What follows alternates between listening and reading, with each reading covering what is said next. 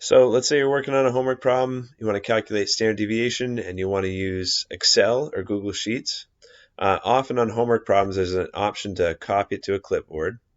So when I click that button, it highlighted everything. I've got to hold Control and press C on my computer to copy that to my clipboard. And now I'm going to go to Google Sheets in another web browser. I'm going to hit blank. Here's a blank Google Sheets document. What I'm about to do is the same thing as what you would do in Excel. Okay, so you can paste the data set, and then if you scroll, you can see I've got all my numbers. Find an empty cell, hit equals, and then stdev.s, open a parentheses, and then you can click and drag to select all your data values, and then close the parentheses. And so there's my sample standard deviation.